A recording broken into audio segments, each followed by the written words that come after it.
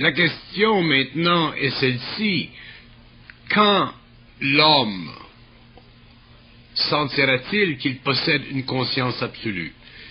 Quelles sont les conditions pour que l'homme sente cette conscience absolue? C'est une question très importante, très fondamentale, et l'homme réalisera la réponse à cette question lorsqu'il aura enfin entamé le dialogue avec lui-même d'une façon absolue. Qu'est-ce que ceci veut dire?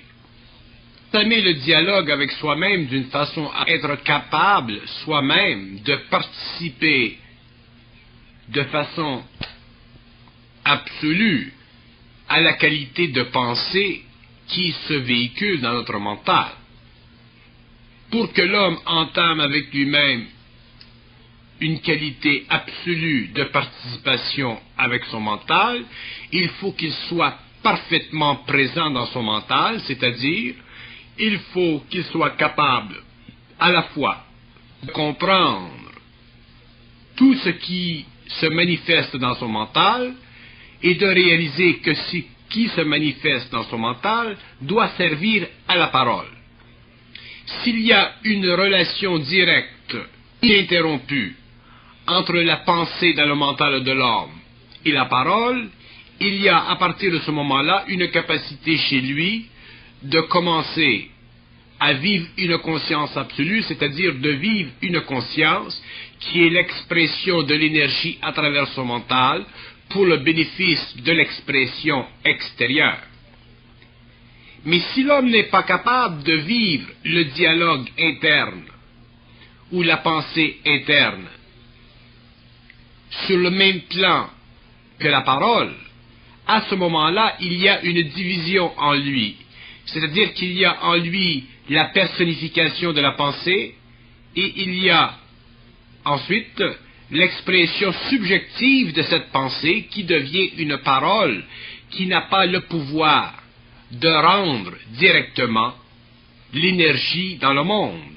Donc cette parole est colorée par la personnification de la pensée et elle demeure toujours une parole qui à la fois répond et à la fois met en question ce qu'elle dit. Tant que l'homme n'est pas capable de faire un rapport direct entre sa pensée et sa parole, tant qu'il n'est pas suffisamment conscient pour réaliser sur le plan de la parole que ce qui est dit est exactement la même chose que ce qui serait rapporté dans le mental intérieurement, il n'a pas de pouvoir de parole, il n'a qu'un pouvoir de parler d'une façon de plus en plus consciente, de plus en plus spirituelle, mais non pas d'une façon de plus en plus écrasante en ce qui concerne la relation entre ce qui peut être dit aujourd'hui et ce qui était dit dans le passé de l'homme. La conscience absolue de l'homme veut dire la conscience absolue qu'il a de pouvoir rendre par la parole d'une façon absolue l'énergie. Donc, de réaliser que l'expression de l'énergie à travers la parole ne peut plus être diminuée, ralentie, perturbée par une pensée qui intérieurement colore encore l'énergie et qui enlève à l'homme la capacité créative de la rendre sans définition ou sans qualité subjective. C'est le fait qu'il y ait dans la parole de l'homme une certaine subjectivité qui l'empêche de sentir la qualité absolue de sa conscience. Et la subjectivité de l'homme vient justement de l'impression que crée l'énergie sur son mental d'une qualité personnalisante, donnant ainsi à son ego, soit s'il est inconscient, l'impression qu'il pense seul, ou soit, s'il est conscient, l'impression qu'il est en communication télépathique avec un plan d'intelligence qui imprime sur son mental la réalité de la connaissance. Lorsque l'homme possède une conscience absolue, même s'il vit intérieurement une pensée créative, il a nettement l'impression que cette pensée en lui qui est créative ne possède pas de qualité personnalisante, bien qu'elle représente pour lui une qualité intelligente de personnalisation. Ceci est extrêmement important et ceci est extrêmement subtil. L'homme qui possède une conscience absolue peut facilement remarquer dans son mental la qualité personnalisante de l'énergie, mais il n'est pas pris émotivement dans cette qualité de personnification. Il réalise instantanément que cette qualité de personnification n'est que le jeu, n'est que l'aspect créatif de l'énergie à travers son mental. Donc, il n'a pas l'impression qu'il est en communication télépathique avec un autre plan d'intelligence. Il est simplement dans la réalisation que la qualité télépathique de sa pensée plus évoluée ressemble à une communication lorsqu'en fait, elle n'est qu'une invitation vibratoire à l'échange d'énergie d'un plan infini avec un plan matériel. Donc, la qualité absolue de la conscience de l'homme est un phénomène. Elle sera reconnue, cette qualité, au fur et à mesure que l'homme grandira en conscience et qu'il aura conservé en lui le pouvoir de la volonté et de l'intelligence contre les effets cumulatifs d'une pensée communicative ou d'une pensée communicative dans le sens télépathique ou d'une pensée communicative dans le sens personnel. Au fur et à mesure que l'homme aura dépassé ces aspects de la pensée personnelle, il réalisera qu'en fait, la pensée n'est qu'un véhicule créé par l'énergie de l'intelligence pour le bénéfice psychologique de l'homme et qu'elle a, par le passé, servi cette pensée à constituer en lui une conscience égoïque. Mais à partir du moment où l'homme possède une conscience absolue, la conscience égoïque change, c'est-à-dire qu'elle ne représente plus pour lui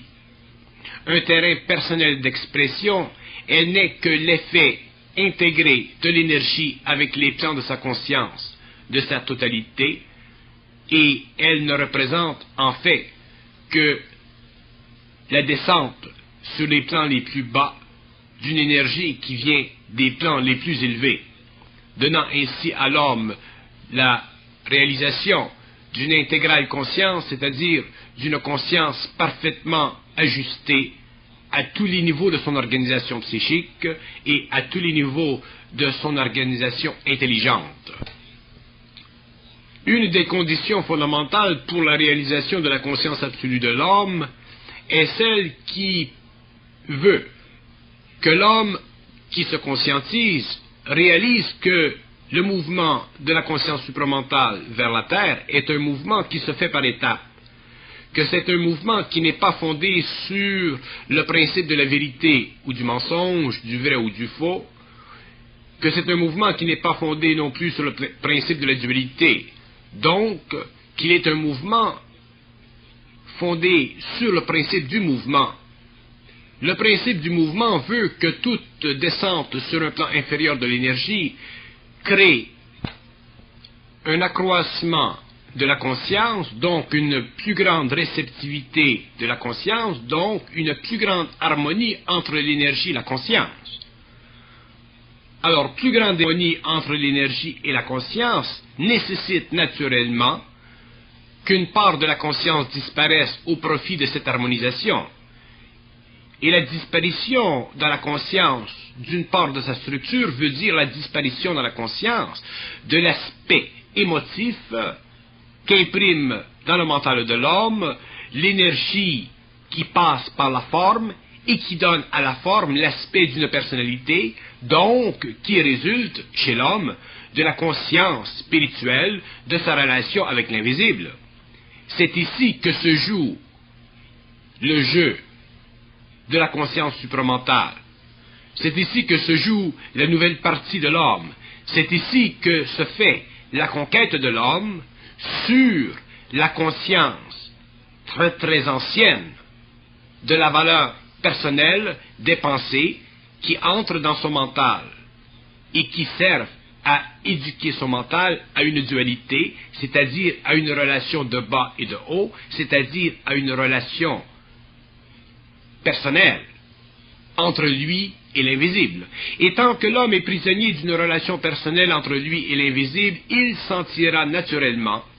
la personnification de cette énergie, donc l'accroissement du pouvoir de cette énergie, donc éventuellement, il sera sensible à ce que nous appelons l'agression ou l'agressivité de l'énergie. Agressivité étant justement le sentiment que l'homme nouveau développe lorsqu'il prend conscience qu'une force en lui très grande semble contrôler sa vie, donc lui enlever la valeur de son libre arbitre ou la valeur de sa liberté d'action. C'est à partir de ce moment-là que l'homme commence à réagir. C'est à partir du moment où l'homme semble lui être enlevé quelque chose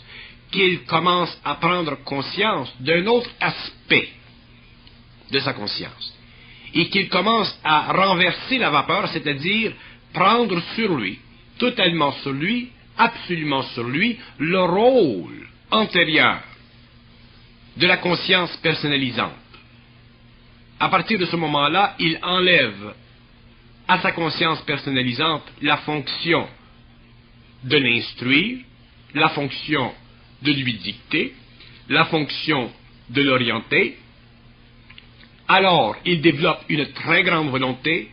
il développe une très grande lucidité, et petit à petit, il s'achemine vers cette conscience absolue qui est le produit de la relation harmonieuse, parfaite entre l'énergie et l'ego,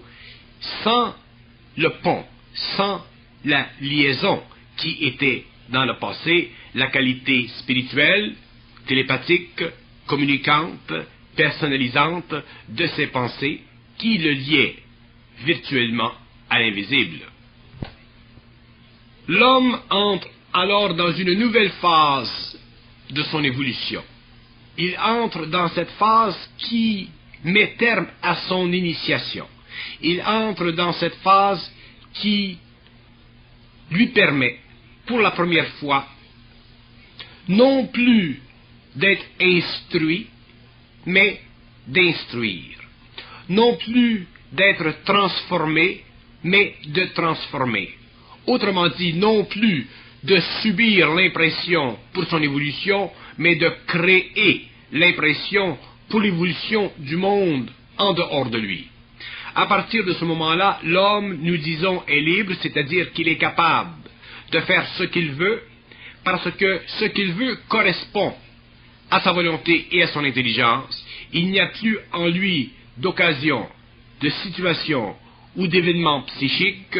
qui lui imposerait une certaine destinée.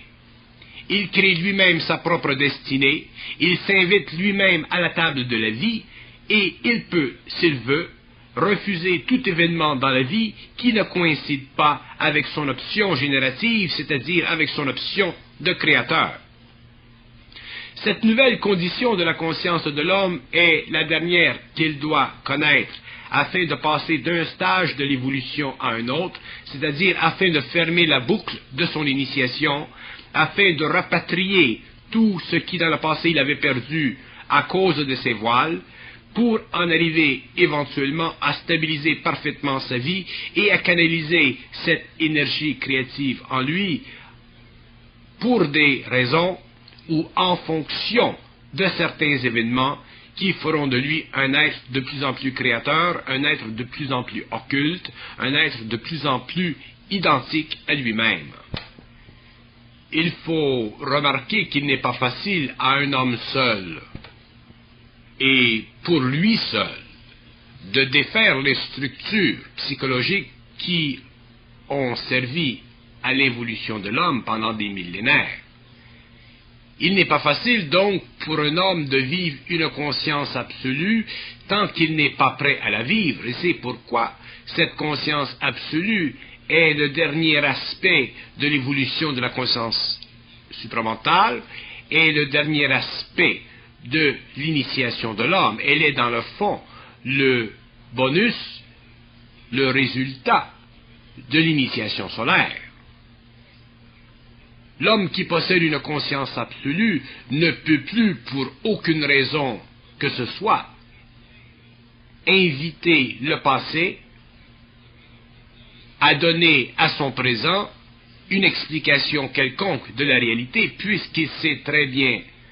les lois de l'énergie, puisqu'il comprend très bien les lois de la pensée, et qu'il a réussi finalement à dépersonnaliser la forme afin que la pensée ne serve plus, alors qu'il est un être spirituel, à enfanter en lui une liaison qui aurait donné naissance à une dualité sans fin et maintenu l'homme dans une sorte de subjugation à une sorte d'intelligence supérieure évoluant dans un monde invisible. Cette nouvelle constatation de l'homme nouveau lui permettra éventuellement d'achever le travail de l'évolution, c'est-à-dire de mettre terme ou de mettre fin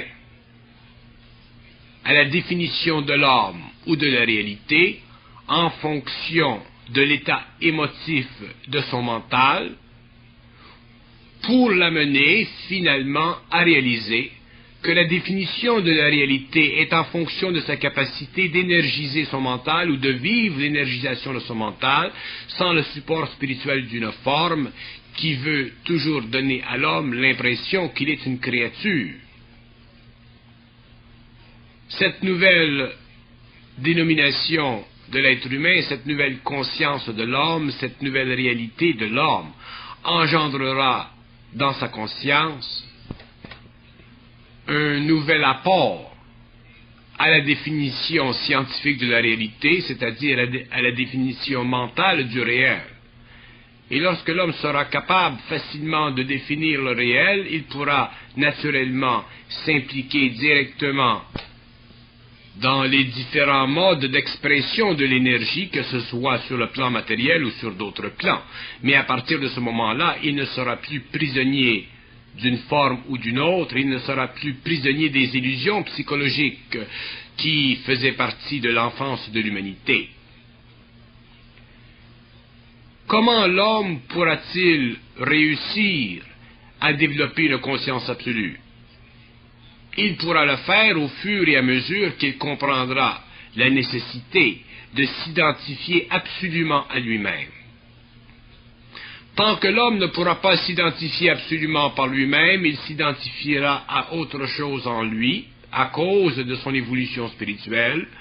et cette identification marquera encore un stage qui fera partie de son évolution spirituelle, de son évolution de conscience, mais non pas de la fin de son